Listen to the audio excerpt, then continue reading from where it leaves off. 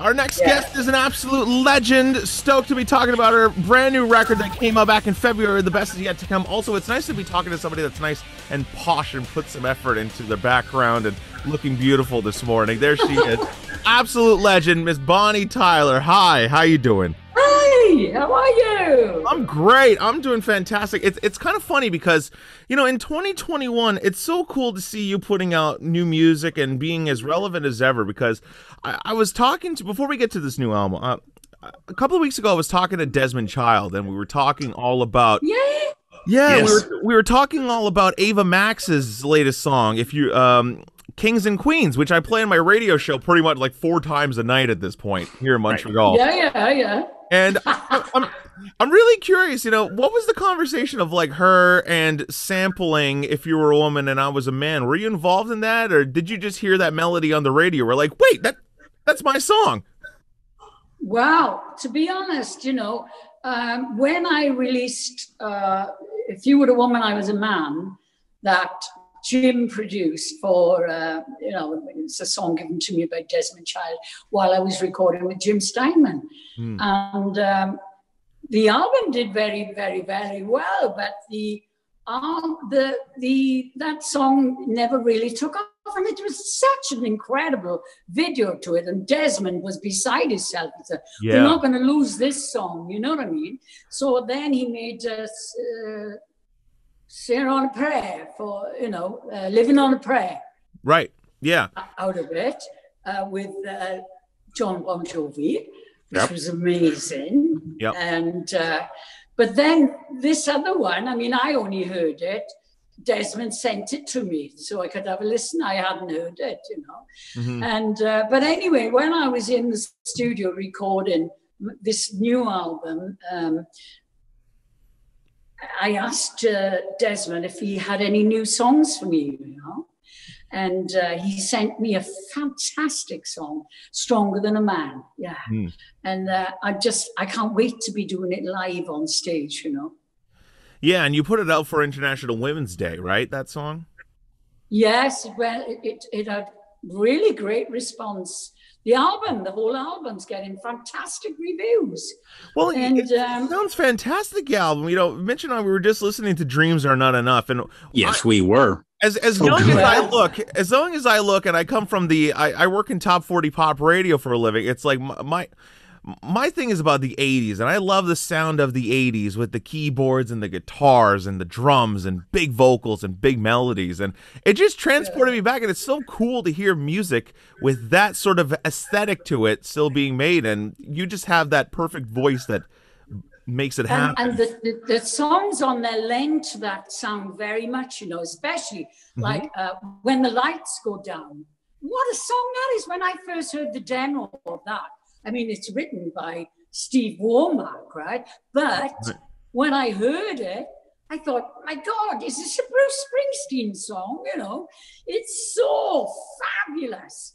And it's got a wonderful chorus. And it just, I just couldn't wait to get into it, you know, in the studio. Yeah. And it suits me so well. And the album is a kind of throwback to the 80s with lots of guitar and, you know. That's what we love. And it's powerful. My vocals can't be anything other than powerful anyway. You know, I can't sing quite yet. Well, that's it. You know, when you're going in to make an album like this, are you looking for songs that have that anthemic kind of sound to it? I do, you know, I mean, like, there's so many, let me tell you which ones I really, I mean, when I first heard them as like you mentioned, Dreams Are Not Enough. I mean, that's got an awesome chorus in it, you know, it's right, and the backing vocals are just, she is amazing, you know, and she does, her and Ray, they do all the backing vocals in where is it? Florida. Oh wow! And she's awesome, and but the songs are very powerful, and I suppose they have a lot of that sound as well because it's they produced by one of my old producers that did It's a Heartache all those years ago. In 1979, I had my first hit record in America, and it was produced also by David Mackay, who produced this album, you know. But he has a lot of great songwriters under his belt, you know, that offer me the most fabulous songs. Yeah. Right. So this album, was it recorded kind of like off the floor with a band, old school, or did you just come in and cut the vocals and all the tracks were done already? Well, to be honest, it had to be that way because my band, I'm always on tour with my band, right? And when we used to fly into Heathrow, because I tour so much, my boys are not the band on the record. My regular touring band, when we flew into Heathrow, they'd go home, see the wives and kids, you know, and I'd go into the studio and record, listen to some demos, which David then would knock into shape. And while I'm out on tour with the boys, he's got awesome musicians all around him there in London. And they put the track together. And by the time I come back from the next show, I go 25 minutes down the motorway to his studio and put a vocal down, you know. And it's just, you know, then they put the backing vocals on. But it was great fun working with David because he's got his own studio at his house. And so after, he's got a great work ethic as well, you know. He starts really early in the morning, right? I don't. I'm a late bird. Well, no, you're a singer. I usually go You're not getting up early in the morning at 8 a.m. and going to, you know, belt it out. Come on. Nope. No chance. Let me ask you about this. It's your third album in 8 years, and a lot of the bands that come from the 70s and 80s, they've just stopped making albums. They just go out and they do the tours, they do the greatest hits, and that's all. You know, they play their 12 songs and that's it. Why is it important for you to keep it active and keep making new music? Because you listen to this new one, and it is as good as anything you've ever done. It is truly fantastic. Honestly, I think this is probably the best album I've ever done. And I'm not going to argue with you. Yeah. I do it because I absolutely love making new music, especially when I'm given these incredible demos. I mean, I'm not a great songwriter myself. So unfortunately, because I mean, that's just the way it is. Tina Turner didn't write her songs either, you know. No. And but I do it to keep my shows fresh and exciting. Yeah. You know, there's no money in making new records anymore. That's why people are not doing it. But the thing is, I have a huge fan base, right? And they look forward to my new album so much. And they come in their droves to listen to the live shows because they know they're not going to get the same churned out show every year, you know. And it's of course, I always do the old classics that people are expecting. And I never get tired of singing them. You know, Total Eclipse of the Heart, Holding Out for a Year, or, you know, iconic. All the songs. Yeah, but I love doing them. But I can't wait now to get on the stage. I've got my first show in Madrid now at the end of the month on the 30th of July. And I'll be putting 3 of the new tracks in. I'm doing Desmond's song, Stronger Than a Man. Nice. I'm doing The Best Is Yet to Come. We got the Bad Days on the Run, you know, now that we're all vaccinated twice. Yep. And also I'll be doing When the Lights Go Down, the song that's it's like timeless rock that Springsteen or Rod Stewart would do, you know. Yeah. Talk to me quickly about songwriting. You just said, of course, you're not a songwriter. How is it for you to interpret other people's words and turn it into your own and make it your song and your emotion and your, vision? Because Steve Womack really gets me, I think, I think he writes for me. And he gets me, and it's so easy to sing his songs. It's just great, But then again, I do a version on this album of the 10cc song, I'm Not in Love, right? And that is something completely out of my my comfort zone, really. But David, my producer, suggested that I give it a crack, And I said, "Oh, I don't know about that one, David.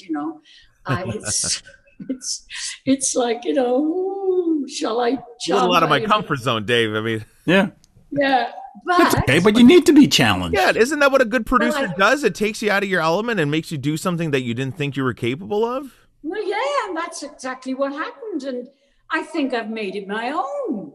I would love to know what they think of it, the original 10cc, but it really sounds like I've made it my own. I'm very happy with it. I hope they are too, but, I've only done 2 old songs on the album, and one is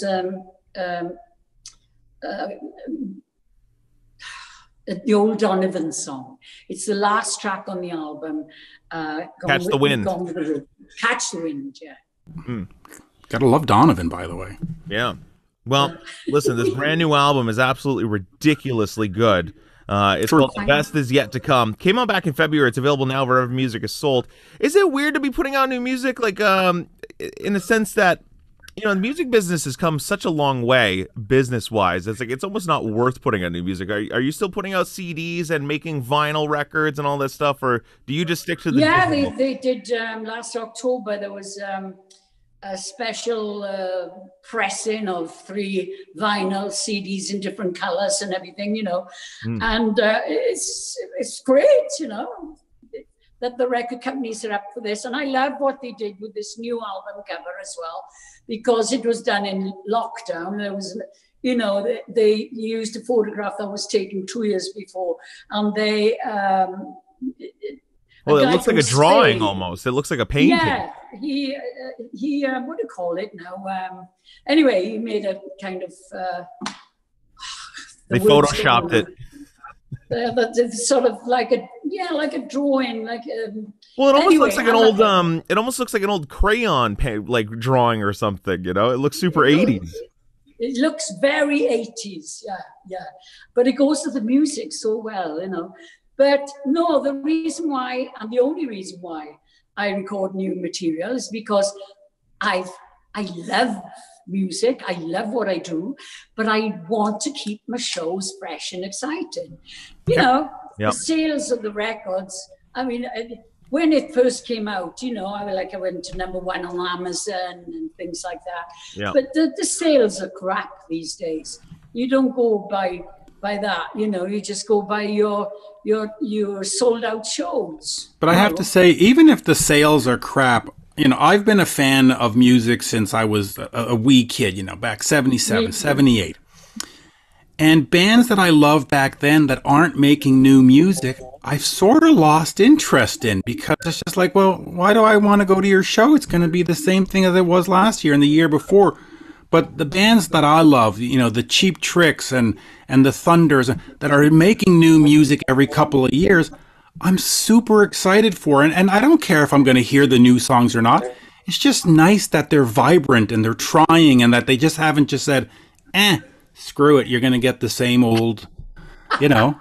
No, you're definitely not going to get the same with me anyway. Of course, everybody loves to hear the classics and of course, of course they do. But I think they really appreciate the fact that I'm still enjoying myself.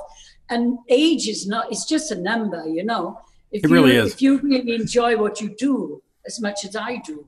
Yeah. Let me ask you this. Last week, Jeremy and I were talking to Joe Elliott of Def Leppard, and they tried to record their Hysteria album with Jim Steinman, and it didn't work. yeah.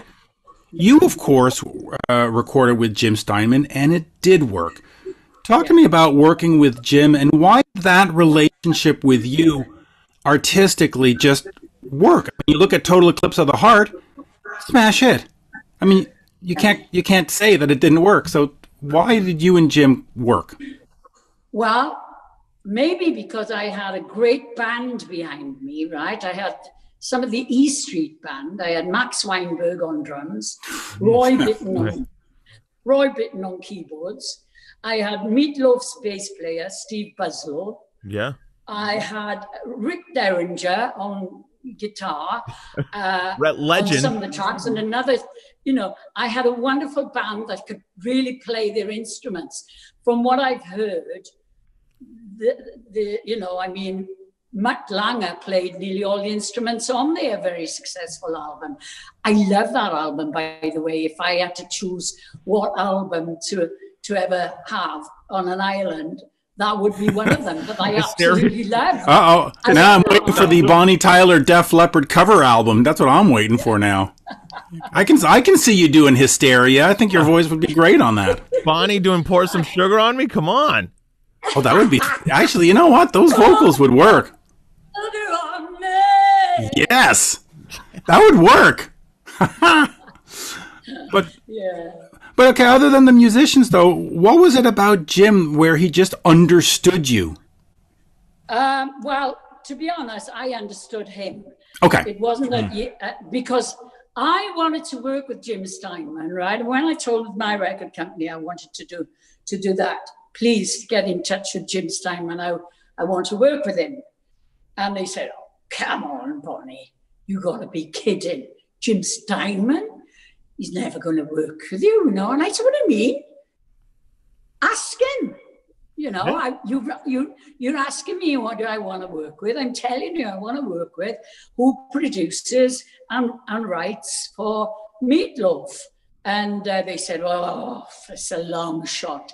I said, well, at least ask him for me, So they did. They asked him. And Jim said that at first, he thought the same thing. Why, But then he thought he likes a challenge, And but the thing is, with Jim Steinman, the reason why I wanted to work with him, I love that bombastic kind of production, that theatrical kind of approach that he had with music. I love that. So I'm not going to tell Jim Steinman what to do. I'm just going to let him, get on with it and do the tracks.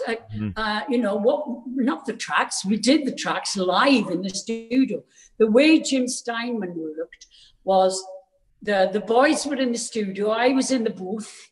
You can imagine how wonderful it was for me to work with Max Weinberg and Roy Bittan, and that's the cream of the crop of musicians. And I was a young girl from Wales, and I'm in the studio with Bruce Springsteen's, mind blowing. and we used to do the song live, tape to tape, 9 different takes.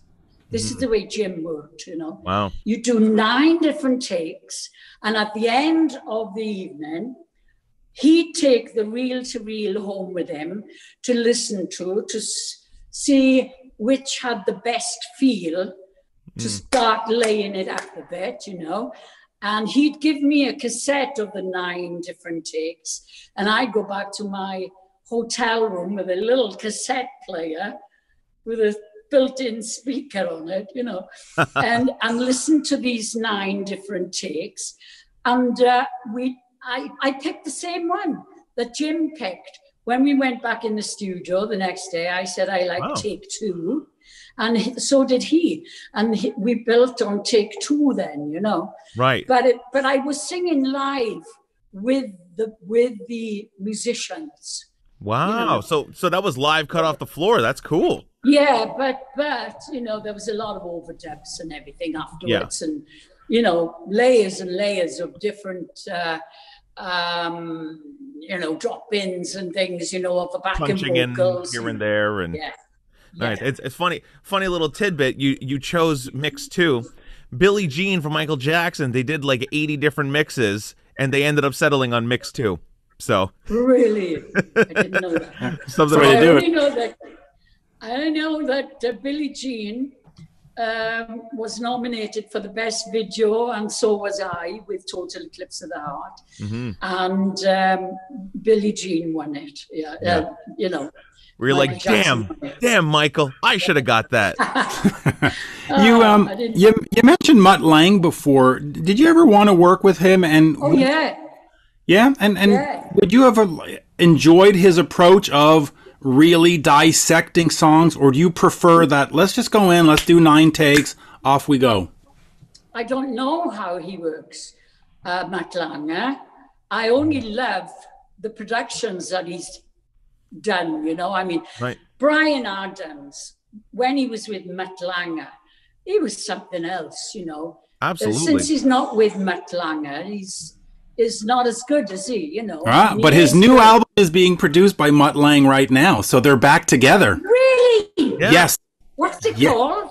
I don't know. It's coming out next year, later this year. Probably later this year or something, but they're in Vancouver apparently doing the tracking, and Mutt's back co-writing and producing, and so everybody thought Mutt was retired, but he's coming out of the woodwork. It's great. That's going to be something to look forward to. Yeah. Wow. Yeah. I'll look out for that. Well, let me ask you this. It's funny, we just because we're running out of time really quickly talking about Jim Steinman. We spoke to Joe Elliott, and he said that Jim basically said, okay, we do 1 take and be like, okay, that's good enough. And we were like, no, that's not good. Mutt would make us do it 100 times. That's a terrible take. So Jim did 9 different. So it's. I guess it depends on the artist and how the producer wants to approach him. To be honest, I don't think he liked them. He didn't think they were good. But what do I know? I only can go by little stories I've heard. Did you ever talk to Jim Steinman about his time with Def Leppard? Yeah, we heard quite a few stories about it. Oh, please, do tell us 1 or 2. We have time. Yeah. No, I can't really remember what he said, apart from, They're awesome. He wasn't that impressed. I mean, I thought they were wonderful. I mean, that album, Hysteria, that they ended up doing with Mutt Lange, I mean, that was never off in my car, Right. What sounds massive. What an album to drive to. I've had a few pull-ins by the police. That's right. It'll get you excitable, that's for sure. Let me just quickly ask you this. Holding Out for a Hero was, of course, on the soundtrack for Footloose. How important was it for you to have songs on soundtracks? Because there's a lot of, Kenny Loggins, yourself, those soundtracks are just important, right? Yeah, they were. I mean, but it depends on the song. I don't do anything that comes my way. In fact, I turned down a James Bond theme, and wow. Yeah, because when I was given a James Bond theme, it was like, wow, everybody's dream. Yeah. Until I played the demo, and it was like, oh. So disappointing, I just couldn't do it. I just said, I just don't like the song, Have we got this is absolute shite. Yeah, it was. So I turned it down. What movie was that for? Which 007? Well, do you know what? That song, I was right in turning it down, because that song was never a hit for anybody. So I can't remember. I think it was Never Say Never, but I can't remember what the song was called. But it was a terrible song. And in the end, they did it with someone as a duet with somebody. Right. I don't even know who they were, but it was rubbish, crap. Yeah. I can't even remember. I'm trying to think who could have Yeah. I don't even know. It's funny because I'm rewatching all of the 007s right now, and I'm up to I'm up to The Spy Who Loved Me. So Slowly but surely. Slowly but surely getting there. Anyways, well, Bonnie Tyler's brand new record, The Best Is Yet to Come, which is also the title of a Bryan Adams album. Not an album, a song. A Bryan Adams song. A Bryan Adams song. Bryan Adams song. Yeah. On Cuts Like a Knife. Yes, The Best Is Yet to Come is on Cuts Like a Knife. Yep. It's a great song. You should have covered it for this album. It would have been perfect. Yeah. Oh, I love that album. For the reissue, do it as a Japanese bonus track for the remaster. Yeah. Hey, let me just finish on this. Since it is called The Best Is Yet to Come, does that suggest that there are more albums to come? You're not done quite yet? No, what it means is keep listening to this album because it just gets better and better and better. But that was before COVID, and now it's like the best is yet to come because we've had 2 vaccinations. Yep. We've got the bad days on the run. Yep. There you go. Well, the best is yet to come. Bonnie Tyler, it's available now wherever music is sold, and catch her on the road as well. Tour dates. She's coming to see you. Make sure you go and get the deets online. Follow her on Instagram. She's great on the socials, too. Bonnie, this was absolute pleasure. Thanks so much for chatting, and this was great to meet you. Thank you so much. BonnieTyler.com, everybody. Absolutely. BonnieTyler.com. There you go. Yeah. Merci. Right. Thanks, Bonnie. Thank you. That was great. Great talking to you both. Bye-bye. Cheers Bye. now.